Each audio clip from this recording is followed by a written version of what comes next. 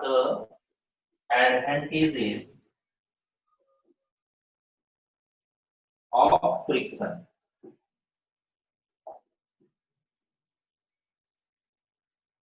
तो चलो point wise लिखते हैं following are the advantages of friction. The advantages of friction are as follows. ध्यान देना. फर्स्ट, तो फ्रिक्शन के ही कारण क्या होता है, हम लोग अर्थ सरफेस पर चल पाते हैं. हम लोग चलो वही पॉइंट लिखते हैं. It helps us to walk on the surface of the earth.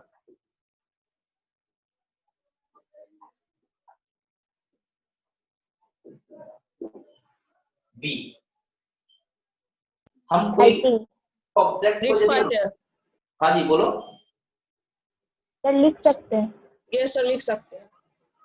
हाँ, we can write with a pen on a paper due to friction. ठीक है, तो वो भी मेंशन करो. We can write with a pen or pencil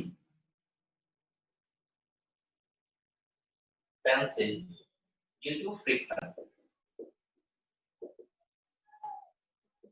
ठीक है, चलो और बताओ पॉइंट. जो आप लोग बताओगे वही हम. Streaking a match stick produce fire by friction. We matchstick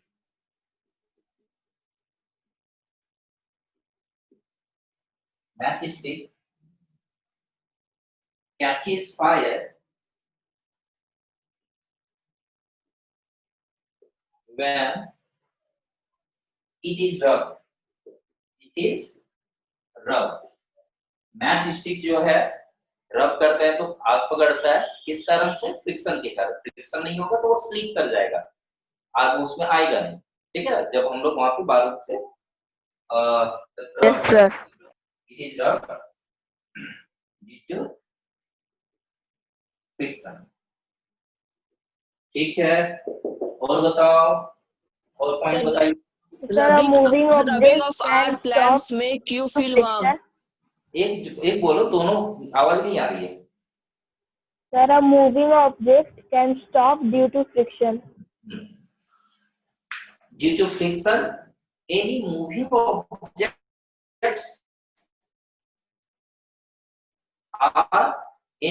objects is stopped by. हम ये बोल सकते हैं due to friction.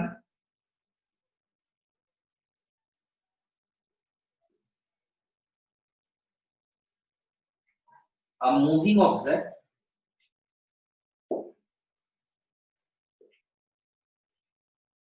is made to stop. एक चलता हुआ ऑब्जेक्ट को हम रोक पाते हैं इस तरह से due to friction. By applying brakes, ये लिख भी सकते हो, नहीं भी लिखोगे तो चलेगा. चलो लिख देते हैं bye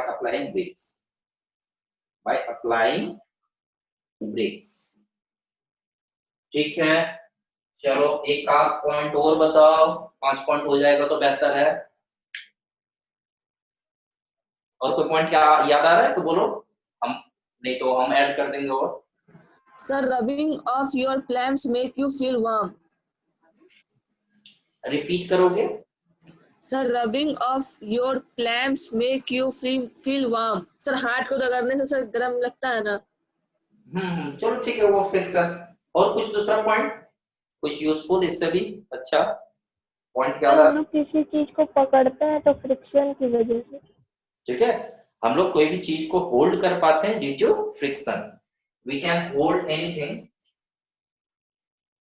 we can hold any object due to friction. ठीक है, तो ये सब सारा पॉइंट तो आप अच्छे से समझ गए होंगे, है ना? ठीक, चलो ठीक है, स्क्रीनशॉट लीजिए, इसको हम मिटाने वाले हैं। अब हम डिसएडवांटेज लिखवाने वाले हैं। ठीक है, चलो मिटाओ, स्क्रीनशॉट ले लो।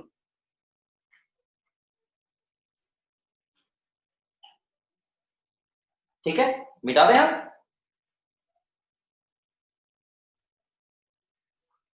ओके ना? ओके, ठीक है, हम मिटा रहे हैं। यस ठीक है, इसी में हम क्या कर रहे हैं, इसको डिसएडवांटेज कर देते हैं। What are the disadvantages of friction? तो यहाँ पे लिख देते हैं सर, मेरी साइड हुई है ना सर, स्क्रीनशॉट लेना है। स्क्रीनशॉट नहीं लिया अभी तक, जल्दी लो। सर, ले लिए। देखो नेक्स्ट क्वेश्चन में चेंजेस ला रहे हैं। What are the disadvantages of friction? तो हम लिखते हैं द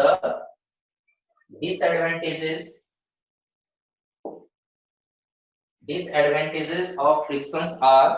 चलो इसमें भी कुछ पॉइंट्स लिखते हैं। चलो आप लोग सोच लो क्या क्या हम बताए हुए थे, बताओगे वही हम लिखेंगे। डिसएडवांटेजेस क्या है, फ्रिक्शन का डिसएडवांटेजेस क्या है? चलो बताओ, पहला point sir, wastage of energy. Wastage of energy. Wastage of energy. ठीक है, मतलब ये बोलेंगे due to friction heat is produced which results in wastage of energy. ठीक है, चलो वो पॉइंट पहले लिख लेते हैं। ठीक है, first due to friction heat is produced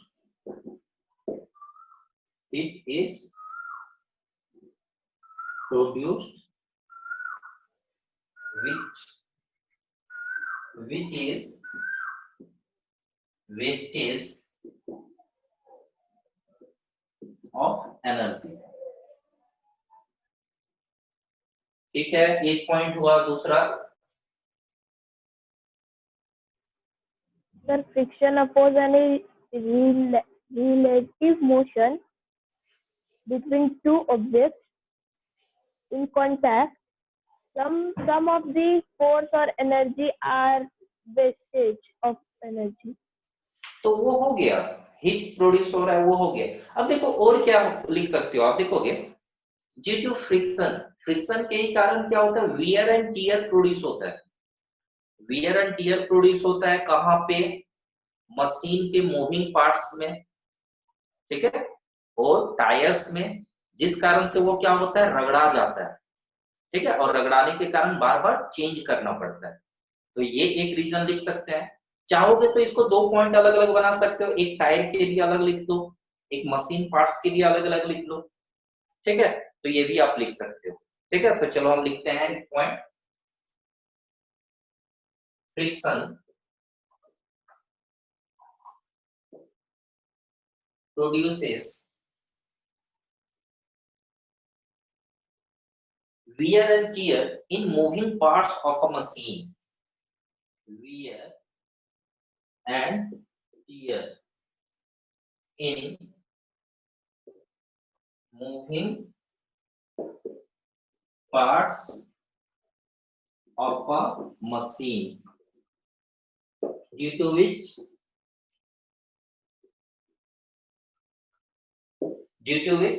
रगड़ाता है, जिस कारण से क्या होता है कि हम लोग को चेंज करना पड़ता है उस पार्ट को। Due to which we have to change these parts.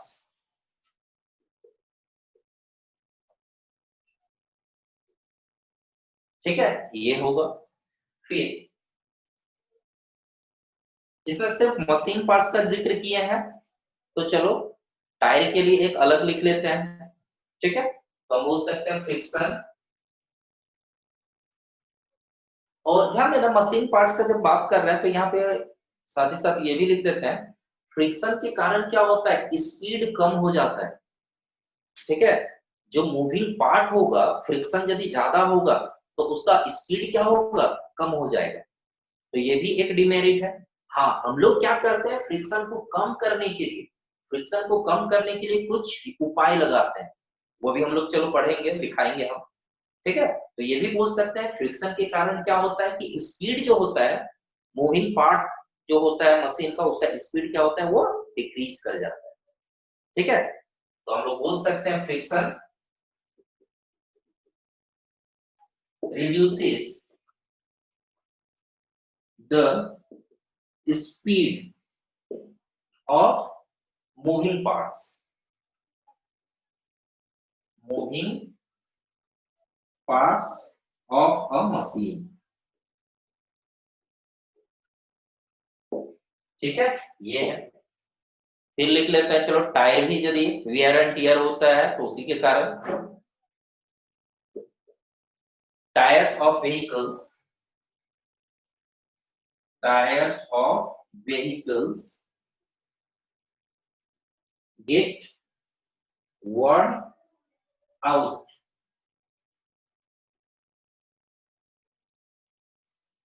worn out मतलब क्या, रगड़ा जाता है due to friction। सर और वॉर्म सॉक्स का और स्पेल शूज। क्या है? WORN, WEAR, वियर होता है ना, उसी का V2 V3 है और V3 है ये, वर्न आउट। ठीक है, tyres of vehicles get worn out due to friction, friction sir के कारण। सॉल्स ऑफ हाँ जी, sir soles of shoes wear out due to friction. हाँ वो भी बोल सकते हो। ठीक है, तो वो भी लिख सकते हैं। चलो 4 पॉइंट हुआ, उसको भी लिख देते हैं, 5 पॉइंट हो जाता है। ठीक है, यस सर।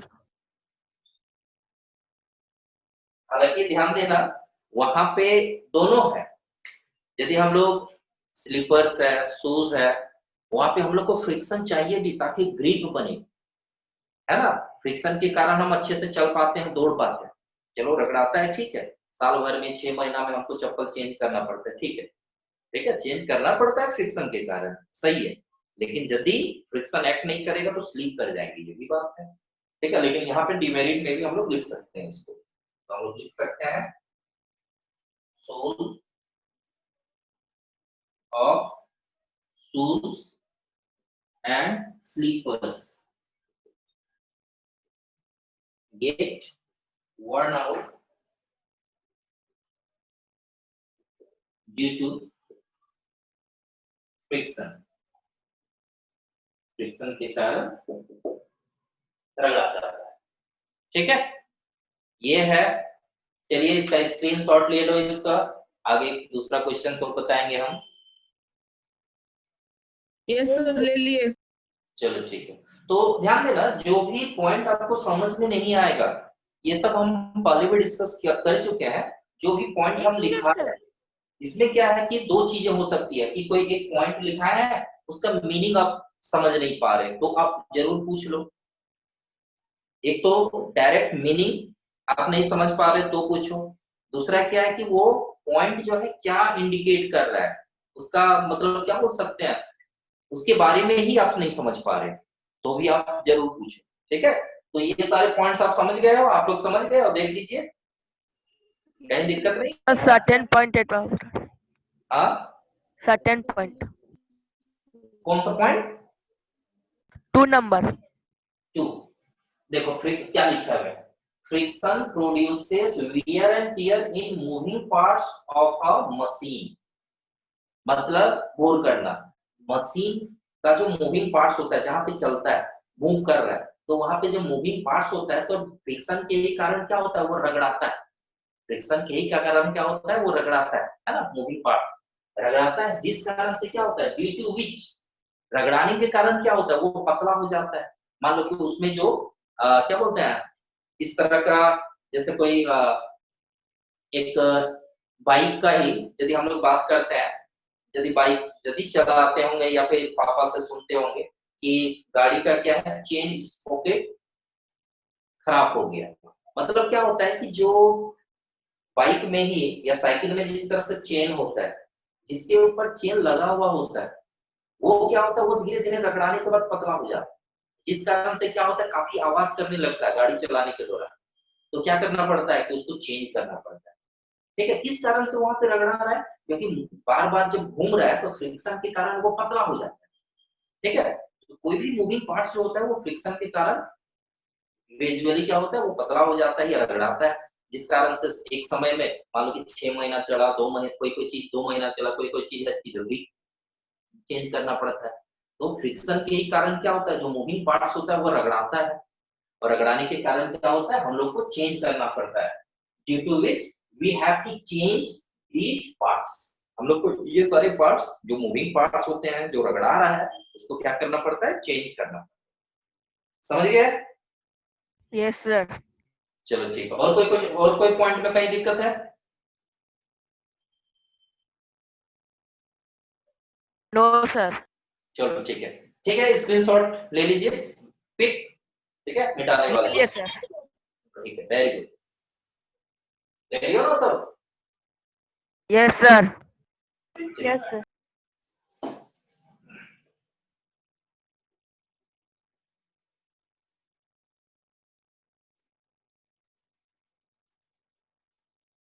ध्यान देना, एक क्वेश्चन ये, on which factors friction acting between two surfaces depend.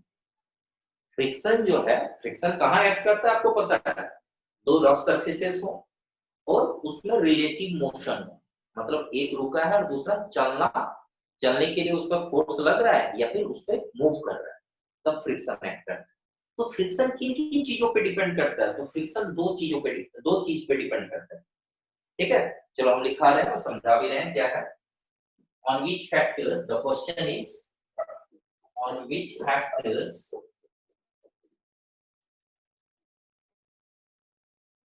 friction does friction acting between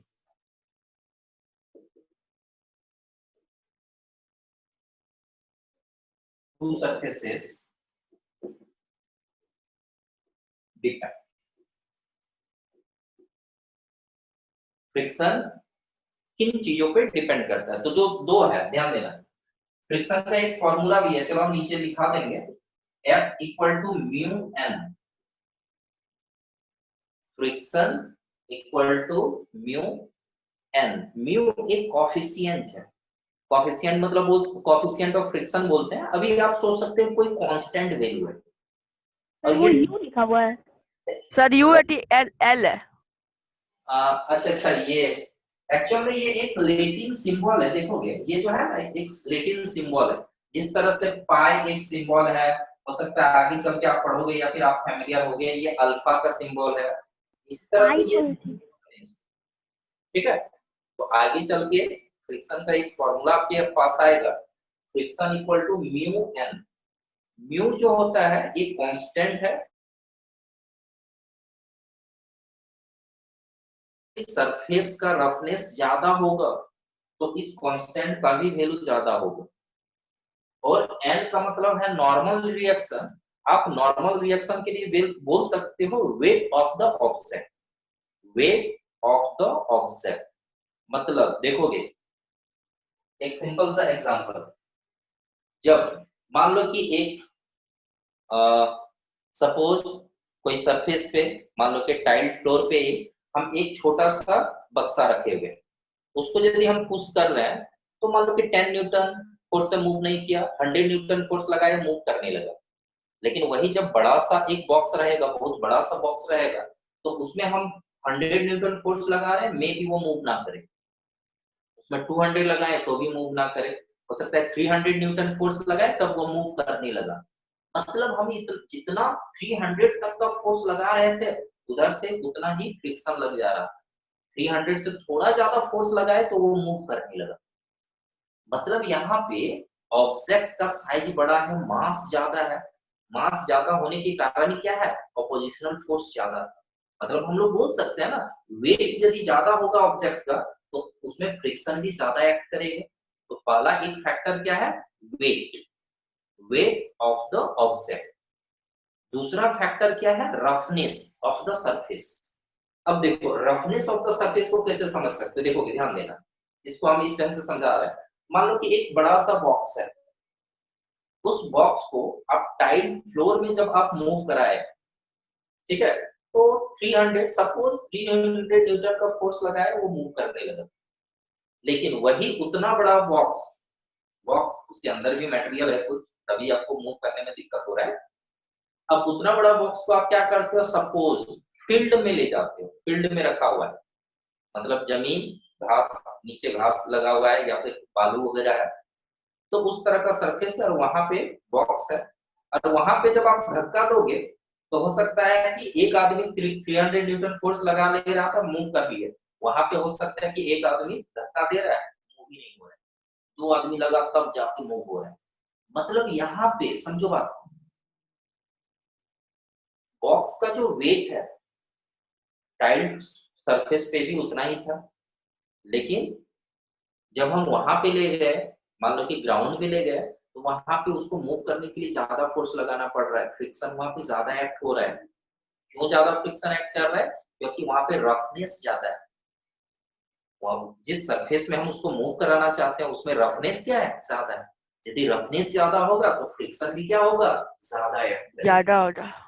ठीक है, तो हम क्या दो यस पॉइंट सर। बता रहे हैं, किन किन चीजों पर डिपेंड करता है। पहला हो गया roughness of the surface, roughness ज्यादा होगा तो फ्रिक्शन ज्यादा होगा।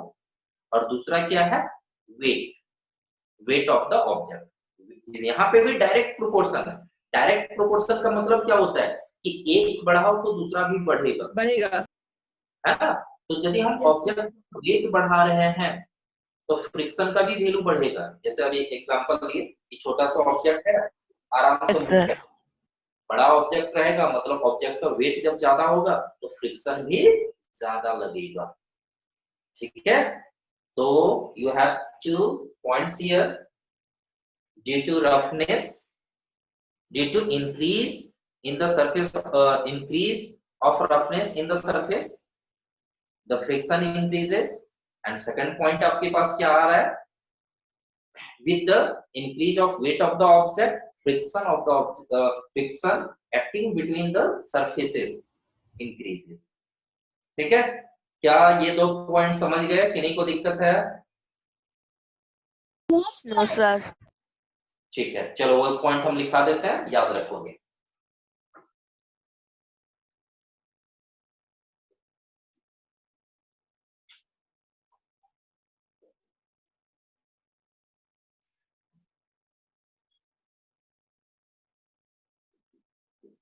friction acting between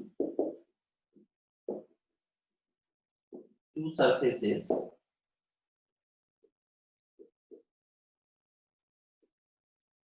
depends on, first point, weight of the object,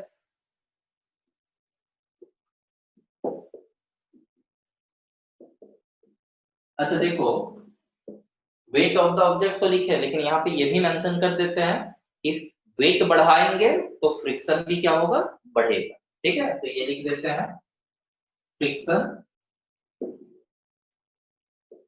increases with the increase of, with the increase of weight of the object.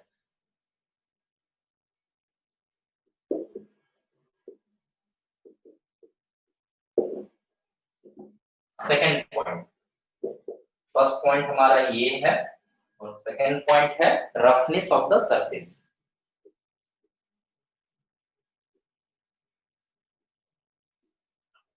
Roughness of the surfaces लिखते हैं, दोनों दोनों surfaces पे डिपेंड है, surfaces.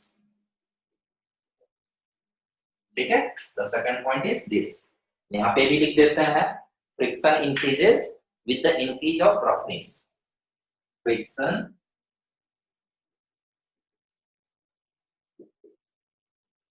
increases with the increase of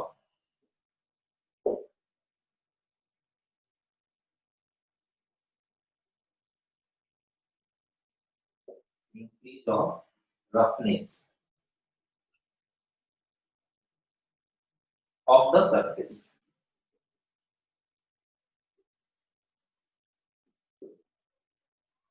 ठीक है, कहीं दिक्कत इस क्वेश्चन में है? No sir. चलो ठीक है, स्क्रीनशॉट लो, आगे बढ़ेंगे हम लोग, नेक्स्ट क्वेश्चन करेंगे।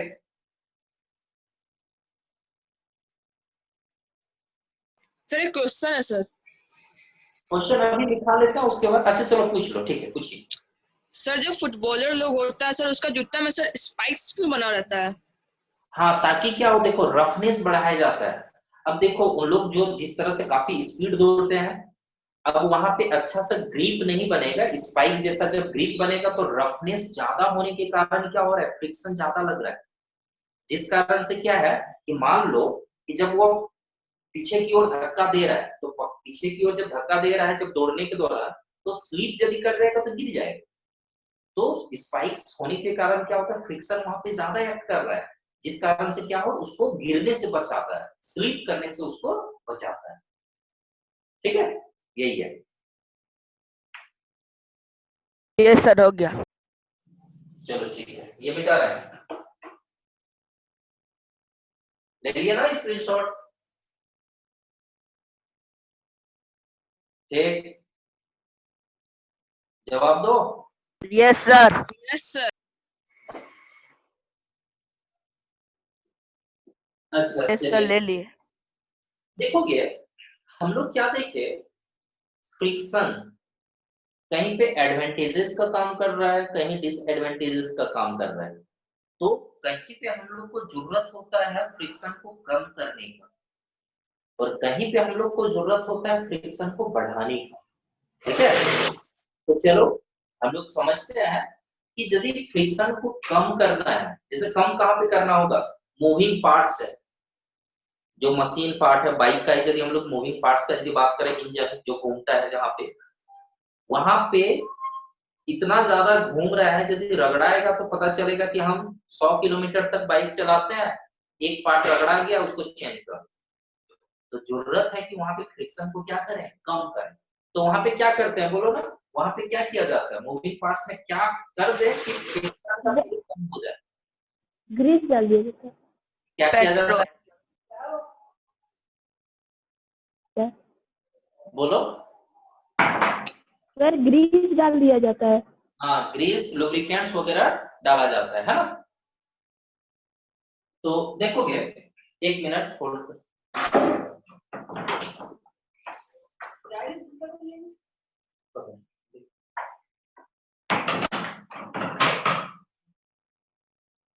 देखोगे तो वहां पे क्या किया जाता है, लुब्रिकेंट्स डाला जाता है, जैसे मोबिल डालते हैं हम लोग, वो लुब्रिकेंट का काम करता है, लुब्रिकेटिंग ऑयल्स है वो। मतलब क्या है कि जब वहां पे मूविंग पार्ट जब एक दूसरे से रगड़ा रहा है, तो उसके बीच में एक पतला सा फिल्म, फिल्म मतलब क्या, लेयर, ऑयल का एक लेयर रहता है, जिस कारण से क्या होता है, वो फिसलता है। ठीक है, मतलब वहां पे जो मूविंग पार्ट्स है वो ज्यादा रगड़ाता नहीं है, रगड़ाएगा तो जरूर, लेकिन लंबे समय तक वो चलता है, साल भर 2 साल तक चलता है, उसके बाद वो पार्ट हम लोग को चेंज करना पड़ता है। ठीक है, तो हम लोग क्या नहीं करते हैं, समझे।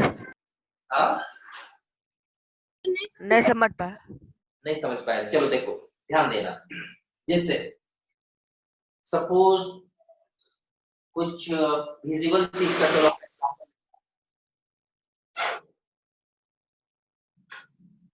मान लो, और क्या एग्जांपल दे सकते हैं, सर बाइक का चेन से। बाइक का चेन, हाँ वो दिखता है। ठीक है, अच्छा देखो बाइक या साइकिल का चेन लेते हैं। ठीक है, साइकिल का चेन लेते हैं, देखोगे ये ऑब्जर्व किए होंगे, देखोगे कि साइकिल आप चला रहे हो, अभी बरसात का समय आ गया है, बरसात के समय में क्या होता है, साइकिल चलाने में थोड़ा जाम लगता है, इस कारण से यस सर। वो चेन होता है, वो जो चेन होता है, जो साइकिल का चेन है, ठीक है, उसमें ग्रीस लुब्रिकेटिंग ऑयल्स इस तरह का डाला हुआ होता है, मोबिल वगैरह जो जला हुआ मोबिल है उस तरह का डाला हुआ होता है। उसमें क्या होता है, ये जो इस तरह का बना हुआ होता है, इस तरह से टीथ जैसा बना होता है ना, तो टीथ से ही होके क्या होता है, वो जो चेन होता है साइकिल को वो गुजरता है।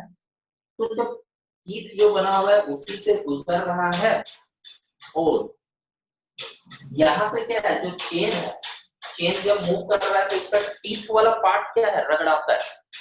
अब धीरे धीरे इतना ज्यादा रगड़ाने लगेगा कि टीथ इतना पतला हो गया कि टूट गया है या फिर अच्छे से चलेगा नहीं। तो हम लोग क्या चाहेंगे, हम लोग चाहेंगे कि वहां पे उतना ज्यादा रगड़ाई नहीं, वियर एंड टियर कम हो। तो इसलिए क्या किया जाता है, आप लोग देखते होंगे कि तेल डालते सर। जाम लग रहा है तो ले जाते हैं साइकिल की दुकान में, वो कुछ नहीं करता है, एक छोटा सा डिब्बा या डिबिया जो भी बोलो, उसमें क्या करता है, सर तेल डालते हैं।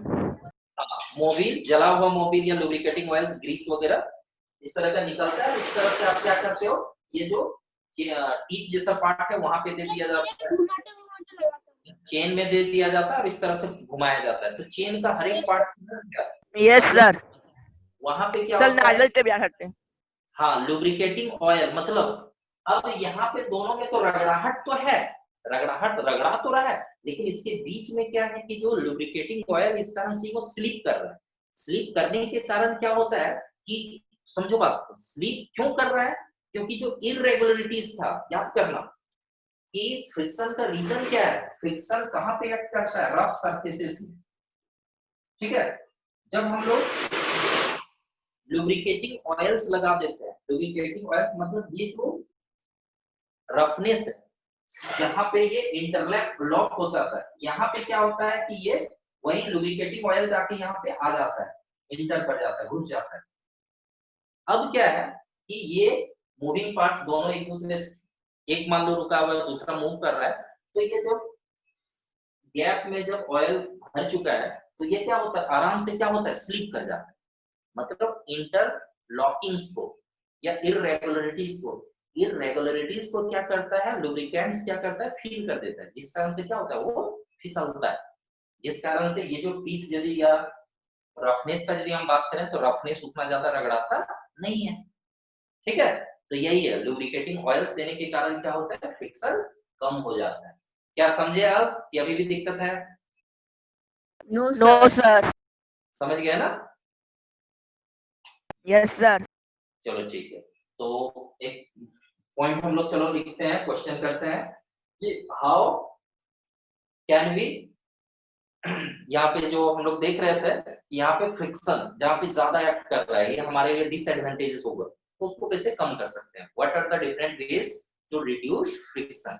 तो एक तरीका लुब्रिकेंट्स लगाते हैं, लुब्रिकेंट्स में लिक्विड लुब्रिकेंट्स हो सकता है, ग्रीस हो सकता है, ठीक है, मोबिल। ऑयल हो सकता है, मोबिल वगैरह, और भी अलग अलग टाइप का ऑयल आता है, ये हो सकता है। ठीक है, तो ये है। फिर ध्यान देना, सॉलिड लुब्रिकेंट का भी हम लोग यूज करते हैं, मतलब रफनेस जब रहता है तो उस रफनेस में क्या किया जाता है, इरेगुलरिटीज में कुछ फील कर दिया जाएगा। मान लो कि जिस तरह से लुब्रिकेंट्स, लिक्विड लुब्रिकेंट्स डाल दिए, ग्रीस डाल दिए, ऑयल डाल दिए, तो इस तरह से सॉलिड लुब्रिकेंट्स का भी यूज किया जाता है। जैसे हो गया कैरम बोर्ड में, कैरम बोर्ड रफ हो जाता है तो भाई अच्छे से सर पाउडर। मूव नहीं करता, तो क्या करते हो आप, टैल्कम पाउडर आप यस सर। स्प्रिंकल कर देते हो, तो वही इरेगुलरिटीज में क्या होता है कि वह धंस जाता है, अंदर इंटर कर जाता है, जिस कारण से क्या है, आराम से वो स्मूथली स्लाइड होता है ना। तो एक तरीका ये हो गया। फिर ध्यान देना, फिर एक हम समझाए हुए थे कि फ्रिक्शन को कम करने के लिए बॉल एंड बियरिंग का यूज किया जाता है। Ball and bearing, ball and bearing क्या है, बॉल एंड बियरिंग क्या है, एक सिस्टम है, ध्यान देना, खासतौर पर आप देखे होंगे स्पिनर, जो आप लोग खिलौना जैसा यूज करते हो, यस यस सर। सर। इस तरह का रिंग है, एक रिंग, सब बीच में बॉल रखता है। हाँ इस तरह का, और एक रिंग है, और इसके बीच में क्या होता है, बॉल होता है। बॉल। ठीक है, और मान लो कि किसको हमको घुमाना है, होल। स्पिनर में जो इस तरह का ब्लेड मान लो कि लगा हुआ है, तो ब्लेड को यदि हमको घुमाना है तो क्या है कि यहाँ पे जो बॉल एंड बियरिंग होता है, हम थोड़ा सा फोर्स लगा दें, और वो जो फोर्स है फ्रिक्शन के कारण क्या होगा, धीरे तुरंत रुक जाता है, लेकिन बॉल एंड बियरिंग के कारण क्या है, गौर करना, यहाँ पे जो मूविंग पार्ट है, ये जो घूम रहा है, यहाँ पे बॉल्स है, और आपको पता है कि बॉल जब रोल करने लगा तो रोलिंग फ्रिक्शन क्या होता है, बहुत कम होता है। याद करना, जब टाइप्स ऑफ फ्रिक्शन जब बता रहे थे तो वहां पे क्या बताए हुए थे कि static friction, sliding friction, rolling. Rolling rolling friction, इसमें से मिनिमम लीस्ट फ्रिक्शन किसका होता है, सबसे कम रोलिंग। किसका? रोलिंग रोलिंग रोलिंग का। फ्रिक्शन। ठीक है, तो यहाँ पे जो मूविंग पार्ट जिस तरह से घूम रहा है, मान लो कि ये जो ब्लेड वाला पार्ट है ये घूम रहा है, तो ये क्या है कि भाई ये पार्ट घूमेगा, ये जो रिंग है ये पार्ट घूमेगा, और इसके घूमने के कारण क्या होता है, बॉल घूमता है, और जब बॉल घूम रहा होता है तो वहां पे कौन सा फ्रिक्शन एक्ट कर रहा है, रोलिंग फ्रिक्शन। इस कारण से वहां पे फ्रिक्शन क्या होता है, बहुत कम होता है। और दूसरा चीज, यहाँ पे लुब्रिकेटिंग ऑयल सी ग्रीस, ग्रीस वगैरह, ग्रीस वगैरह भी, ग्रीस वगैरह भी दे दिया जाता है, ताकि क्या हो, फ्रिक्शन और कम हो। तो एक तरीका ये हुआ ना कि बॉल एंड बियरिंग जो यस सिस्टम है सर। करता है, फ्रिक्शन को कम करने के लिए हम लोग यूज करते हैं। पंखा वगैरह में भी इसी तरह का होता है, ठीक है, ताकि क्या हो कि भाई थोड़ा सा भी यदि घूम गया तो काफी देर तक घूमता है। ठीक है, आप स्पिनर को ही थोड़ा सा ही घुमा के छोड़ दे तो काफी देर तक घूमता है। ठीक है, वही कोई चीज आप यदि घुमाओ, ठीक है, आप क्या करते हो, एक पेन से ही इस तरह से कार्डबोर्ड का बनाया हुआ एक स्पिनर बना देते हो, इस तरह से धक्का मारते हो, उतना देर तक नहीं घूमता। लेकिन यहाँ पे आप पाते हो कि यहाँ काफी देर तक घूम रहा होता है, ये जो less amount of friction acting in this system. और क्या है इस सिस्टम का नाम, बॉल एंड बियरिंग। बॉल है और रिंग है, तो इसी को बोला गया है बॉल एंड बियरिंग। क्लियर है, कोई दिक्कत? No sir. चलो नो ठीक है, सर। यही पॉइंट हम लिखा दे रहे हैं, 3 पॉइंट दिखा रहे हैं। ठीक है, देखिए बाकी आप जो भी बुक यूज कर रहे होंगे, एनसीईआरटी में भी दिया है, बॉल एंड बियरिंग का फिगर दिया हुआ है। ठीक है, अच्छे से देख सकते हो। देखो, what are the different veg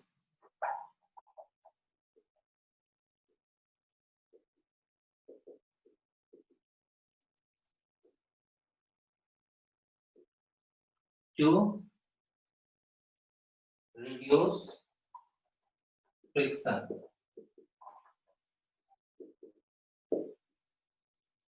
ठीक है, आंसर लिखेंगे,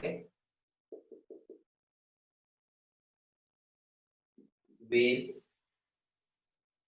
to reduce friction are, क्या क्या तरीका है, तो हम लोग बोल सकते हैं using liquid lubricants like grease, lubricating oils,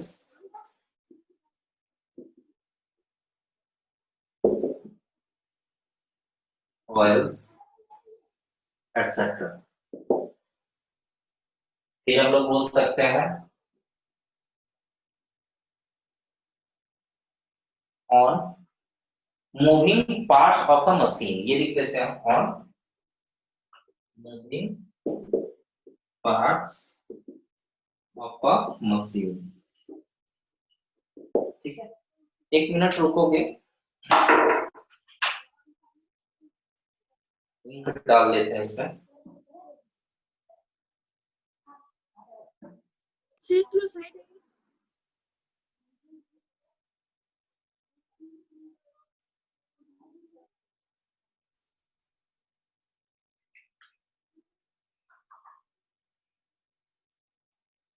हो गया next, sir.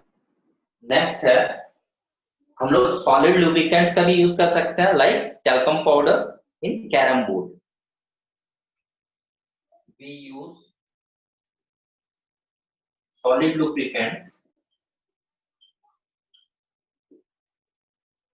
Like talcum powder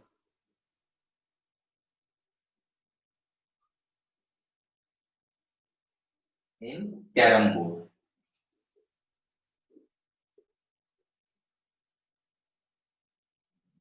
ठीक है, ये है। फिर हम लोग बोलेंगे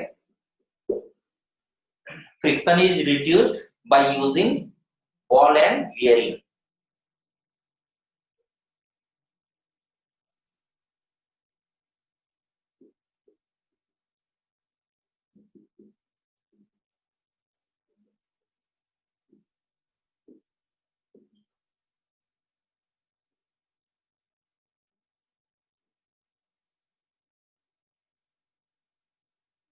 सर कैरम का स्पेलिंग क्या है?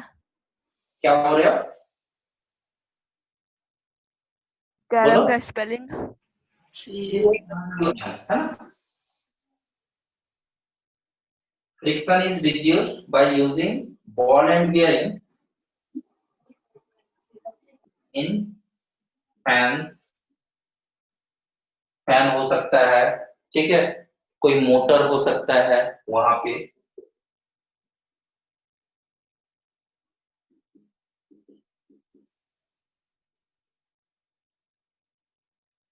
ठीक, ये स्क्रीनशॉट ले लीजिए। एक पॉइंट पॉलिशिंग हो सकता है। क्या क्या बोल रहे हो? पॉलिशिंग, कोई भी सरफेस को अगर हम लोग पॉलिश कर देते हैं तो वहाँ फ्रिक्शन थोड़ा कम हो जाता है।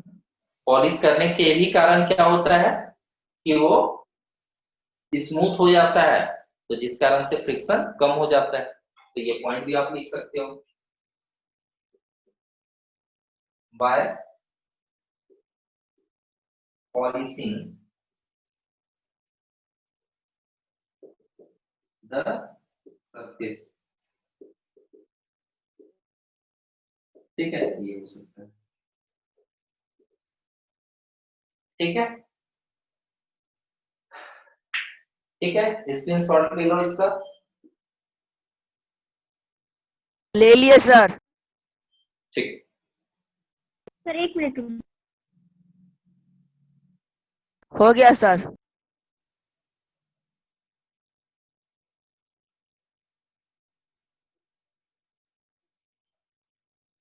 यस सर, हो गया। ठीक, ध्यान देना, कुछ कुछ जगहों पे हम लोग को जरूरत होता है कि फ्रिक्शन को इंक्रीज किया जाए। कुछ कुछ जगह पे हम लोग को जरूरत है कि फ्रिक्शन को इंक्रीज किया जाए। कुछ सर जैसे एग्जाम्पल, टायर। कहाँ आप फ्रिक्शन को इंक्रीज करना चाहोगे? टायर। Tyre tyre. पे। टायर में फ्रिक्शन यदि नहीं होगा तो क्या होगा, वो केवल रोल करेगा लेकिन सर आगे, फैन। है ना। तो वहां पे, तो इसके लिए क्या किया जाता है, थ्रेड बनाया जाता है। थ्रेड मतलब क्या, जो रस्सी जैसा बोल सकते हो, या फिर उसमें उभरा हुआ पार्ट बनाया जाता है, उसको थ्रेड बोला जाता है। ठीक है, थ्रेड, टायर्स में थ्रेड बनाया जाता है ताकि फ्रिक्शन को इंक्रीज किया जाए। चलो, एक हुआ पॉइंट। और कहीं Soles of shoes. Sir fan. Shoes को ग्रूव्ड किया जाता है। ग्रूव मतलब उसका जो सोल है उसको ग्रूव किया जाता है, मतलब उबड़ खाबड़ इस तरह से बनाया जाता है, रफ बनाया जाता है ताकि फ्रिक्शन होगा, अच्छे से ग्रिप बनेगा सरफेस के साथ। दूसरा, और कोई point? Sir sir sir fan. Gymnast, badminton लोग जो खेलते हैं वो हाथ में फ्रिक्शन कम। हाँ हाँ, जिम्नास्ट वगैरह जो होते हैं, कबड्डी प्लेयर जो होते हैं, तो वो हाथ में क्या करते हैं, कोर्स मटेरियल। कोर्स मतलब इस तरह का मटेरियल जो आसानी से फिसले नहीं, उस तरह का मटेरियल हाथ में लेते रहते हैं ताकि क्या हो, जिसको पकड़ेंगे अच्छा ग्रिप बने। ठीक है, तो इस तरह का है। और कुछ? सर फ्लोर पे। हाँ, फ्लोर पे भी हम लोग, मान लो कि काफी ज्यादा यदि स्मूथनेस होगा तो वहां पे क्या होगा, हम लोग गिर जाएंगे। इसलिए जो फ्लोर भी होता है काफी ज्यादा स्मूथ नहीं बनाया जाता है, थोड़ा रफ बनाया जाता है। ठीक है, थोड़ा रफनेस जरूर होता है उसमें। सर उसके लिए एक मशीन भी आता है ना। हाँ, सर पेपर। पेपर। ठीक है, तो चलो ये सब पॉइंट हम दिखा रहे हैं। What are the different ways to increase friction? अब पॉइंट हम क्या लिख रहे हैं, increase friction.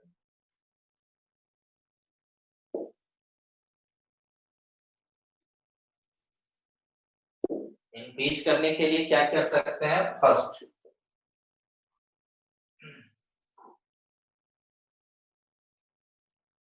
The sole of shoes और slippers are grouped. Second, thread are formed on the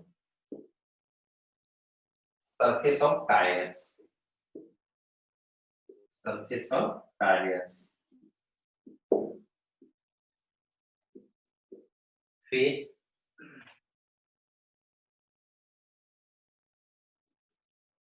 kabaddi players, gymnast,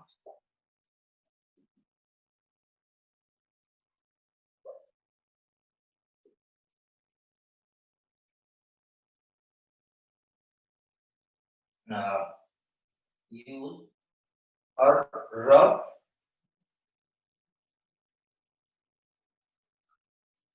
their hands with a coarse substance, powder,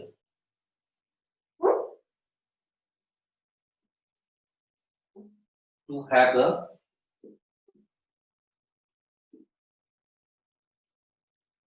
strong grip. ठीक है, और कौन सा पॉइंट छूट रहा है बताओ। और ध्यान देना क्या क्या लिखा है। सोल, सर वॉल्कन शूज और स्लीपर का जो सोल होता है उसमें ग्रूव किया जाता है। व्हीकल का टायर जो होता है वो थ्रेड बनाया जाता है। ठीक है, रफनेस रफ बनाया जाता है, ठीक, ताकि फ्रिक्शन को बढ़ाया जा सके। कबड्डी प्लेयर, जिम्नास्ट वगैरह जो होते हैं वो अपना हाथ जो होता है एक रफ कोर्स सब्सटेंस से रगड़ते हैं, कोर्स पाउडर से रगड़ते हैं, ताकि अच्छा ग्रिप बने, जिसको भी पकड़े अच्छा ग्रिप बने। सर वॉल्कन में और क्या बोल रहे हो? Sir tiles wheels ball pen में। टाइल्स वगैरह भी बोल सकते हैं। फिर टाइल होगा, और कुछ पॉइंट्स बताए थे? No sir, no sir, roads खाली टाइल्स तक बताए थे। चलो ठीक है, टाइल्स हो गया, या फिर रोड भी यदि होता है तो काफी स्मूथ नहीं बनाया जाता है, कुछ रफ बनाया जाता है। ठीक है, तो सर मिरर मिरर का यहाँ पे कोई नहीं, मिरर क्या है? ठीक है, तो glass the running tracks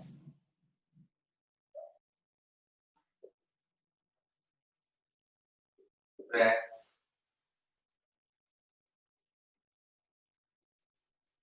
are made,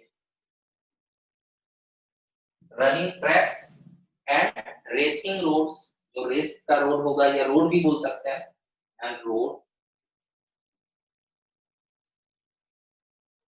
are made somewhat rough to have a strong grip for the tires. To have a strong grip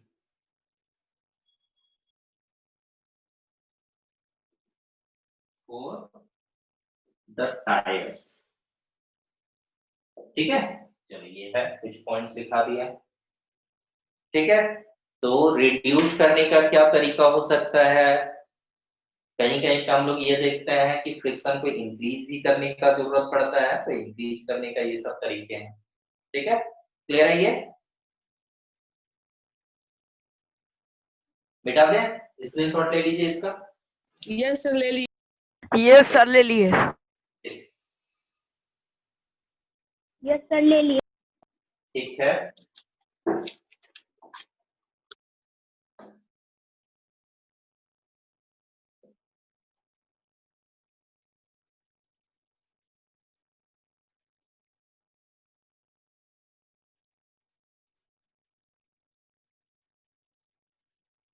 एक क्वेश्चन दिखा रहे हैं, what is streamline shape and what is its significance, इसका significance क्या है। तो देखोगे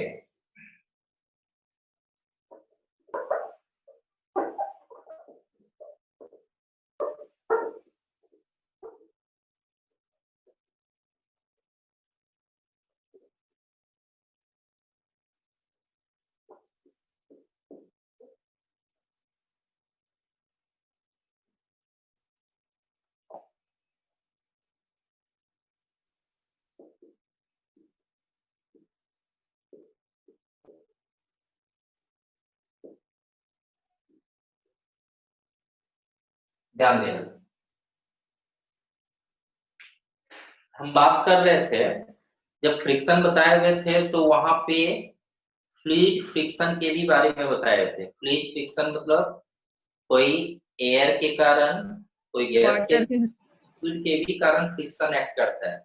इसको हम लोग क्या बोलते हैं, फ्लूइड फ्रिक्शन बोलते हैं या फिर ड्रैग बोलते हैं, ड्रैग। ठीक है, यस सर। तो कोई भी ऑब्जेक्ट यदि लिक्विड के थ्रू यदि मूव कर रहा है, लिक्विड से होके जा रहा है, ठीक है, या एयर से होके जा रहा है, मतलब उससे थ्रू एयर और थ्रू लिक्विड यदि मूव कर रहा है तो क्या होगा। देखो यदि गौर करना, आप मान लो कि बाइक में दो सवारी है, दो पैसेंजर, दो जन बैठे हुए हैं, और आपको सपोज कोई एक मिरर, बड़ा सा मिरर या एक ग्लास, या फिर हो सकता है ये देखोगे ये व्हाइट बोर्ड, आपको पकड़ के पीछे बैठना है, तो आप पाओगे उधर से जो हवा पकड़ेगा, इस कारण से क्या होगा, आपको पकड़ने में दिक्कत होगा, इस तरह से धक्का यस लगेगा। सर। Yes sir. तो देखो यहाँ पे क्या है कि फ्रिक्शन, एयर फ्रिक्शन मतलब अपोजिशन, आप आगे की ओर बढ़ रहे हो, रिलेटिव मोशन, लेकिन एयर आपको जाने नहीं दे रहा है, अपोज कर रहा है, तो यहाँ पे जो एयर फ्रिक्शन लग रहा है इसी को ड्रैग बोलते हैं। तो एयर फ्रिक्शन को कम करने के लिए क्या किया जाता है, शेप कुछ ऐसा रखा जाए कि भाई एयर फ्रिक्शन कम हो। तो जिस ओर जा रहे हैं हम, व्हाइट बोर्ड पे इस तरह से रखे हुए हैं, जिस ओर जा रहे हैं ऐसे नहीं रखेंगे, क्या ऐसे करेंगे, कर, इस तरह से रख दिए, उल्टा कर देंगे सर। हाँ, मतलब इस तरह से अपने बगल में इस तरह से साइड के अलोंग यदि रख दिए तो चलने में आसानी होता है। वहां पे भी फ्रिक्शन तो लगेगा ही, एयर फ्रिक्शन, साइड से भी हवा लग रहा है उस कारण से भी लगेगा, लेकिन कंपैरेटिवली कम लगेगा। ठीक है, तो यस सर। ऑब्जेक्ट एयर के थ्रू मूव कर रहा है, जैसे कोई व्हीकल है, कार हो गया, है ना, कार है कि भाई एयर के थ्रू मूव कर रहा है, एयर को चीरते हुए जा रहा है, तो इसका शेप इस तरह से रखा जाता है ताकि एयर फ्रिक्शन क्या हो, कम हो, मिनिमम एक्ट करे। और जिस तरह का शेप रखा जाता है, बनाया जाता है, इसी को हम लोग बोलते हैं स्ट्रीमलाइन शेप। और ये किस तरह का शेप होता है, बिल्कुल एक फिश की तरह, मछली की तरह, मछली की तरह का शेप का बनाया जाता है। मतलब उसका जो टिप है, फ्रंट वाला पार्ट जो है उसको क्या किया जाता है, नुकीला रखा जाता है, और साइड वाला पोर्शन जो है, साइड वाला पोर्शन जिस तरह से देख रहे हो कि ये, यदि हम एरिया यदि हम बात करेंगे तो फ्रंट में एरिया कम होगा, फ्रंट में एरिया ज्यादा नहीं होगा, कम होगा। ठीक है, साइड साइड में एरिया क्या होगा, ज्यादा होगा। तो इसीलिए कोई व्हीकल जैसे फोर व्हीलर का यदि हम लोग बात करें तो जितना फास्ट मूविंग कार होता है, जितना रेसिंग कार वगैरह की यदि बात करो तो आप देखोगे काफी नुकीला सा होता है। ठीक है, मतलब एयर जो है, एयर काफी कम, वहां पे एयर फ्रिक्शन काफी कम लग रहा है, इसलिए काफी स्पीड वो मूव कर सकता है।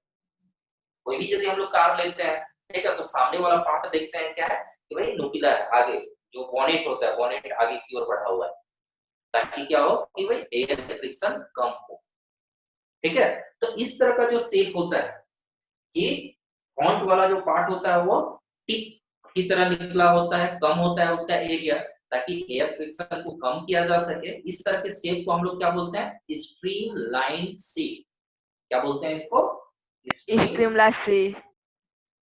क्या सिग्निफिकेंस है इसका, सिग्निफिकेंस क्या है कि भाई स्ट्रीमलाइन शेप के कारण क्या होता है, एयर फ्रिक्शन या फ्लूइड फ्रिक्शन क्या होता है, कम एक्ट करता है। कोई मान लो कि सबमेरीन ही है, पनडुब्बी है, पानी से होके नीचे मूव करता है, पानी से होते हुए, तो वहां पे फ्रंट वाला पार्ट यदि काफी बड़ा होगा, बड़ा एरिया का होगा, तो भाई काफी ज्यादा पानी को चीर के शार्प आगे रहता है ना। और यदि वो क्या होगा कि सामने वाला टिप जो है काफी नुकीला जैसा होगा, तो मूव करने में आसानी होगा, आराम से वो फिसलते हुए जैसे लगेगा जैसे मछली फिसलते हुए जाता है, फिसलते हुए निकलेगा। समझ रहे हो?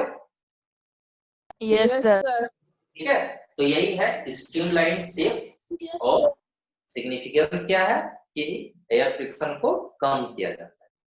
ठीक है, तो और कहाँ कहाँ पे किया जाता है, तो आप देख सकते हो कि जो भी कार वगैरह, जो भी चाहे एयर के थ्रू, एरोप्लेन भी हम लोग ले सकते हैं। एरोप्लेन भी तो उसी तरह का होता है, जिस तरह का शेप दिया जाता है ताकि एयर फ्रिक्शन कम एक्ट करे। कार सर का भी बर्ड सर। ऐसे होते हुए ही जा रहा है, जमीन में चल रहा है, लेकिन एयर फ्रिक्शन तो लग रहा है एयर का, तो वहां पे भी उस तरह का शेप दिया जाता है। ठीक है, बर्ड। हाँ बर्ड का। ठीक है, सर बर्ड क्यूट सर। उसी पर बेस्ड है कि उसका जो शेप है, शरीर है, जिस तरह से बॉडी की जिस तरह से डिजाइन किया गया है, तो फ्रिक्शन क्या होता है, कम लगता है ना। Sir ship, water ship. चलो ठीक है, लिख लेते हैं हम लोग। Sir ship. हाँ शिप, शिप भी होगा। Streamline shape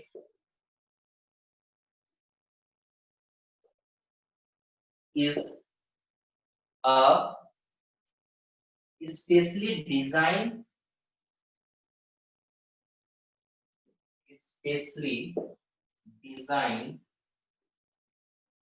shape of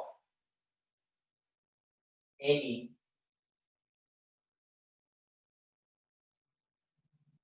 vehicles, aeroplane, ships, etc.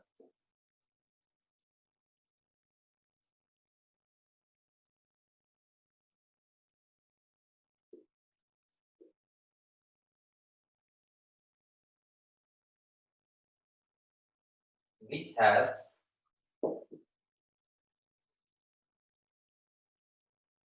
a very low surface area. Sir वही लाइन, हाँ बोलो, वही लाइन। ठीक से बोलोगे, क्या बोल रहे हैं, बोलो। चलो ठीक, streamline shape is a specially designed shape which has a low very low surface area या less surface area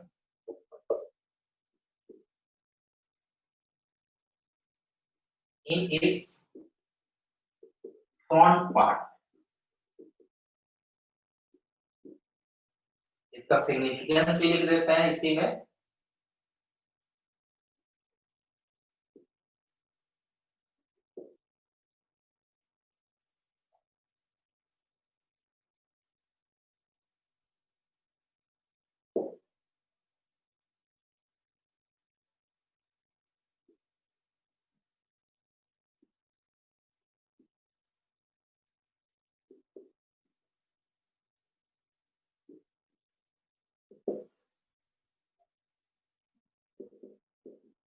ये किस लिए डिजाइन किया गया है, ताकि फ्लूइड फ्रिक्शन जो है कम किया जा सके।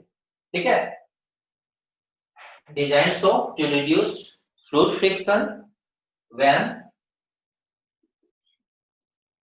such moving objects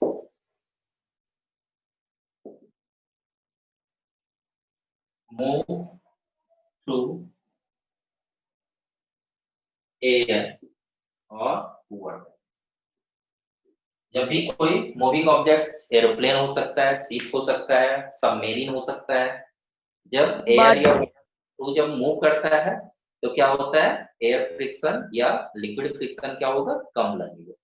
ठीक है, ये ठीक। यस सर स्क्रीनशॉट ले लिए।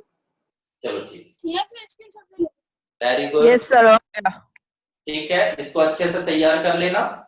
और अपना जो बुक है, हेल्पिंग बुक है, फिर हमारा जो श्रीवास्तव क्लासेस का जो ऐप में आपको फ्रिक्शन चैप्टर का मिलेगा मॉड्यूल, उसका भी क्वेश्चंस करोगे। जहां दिक्कत होगा नेक्स्ट क्लास में आप टिक लगा के रखना, क्वेश्चन पूछोगे जरूर, ठीक है? यस सर, चलो। Thank you sir. Thank you sir.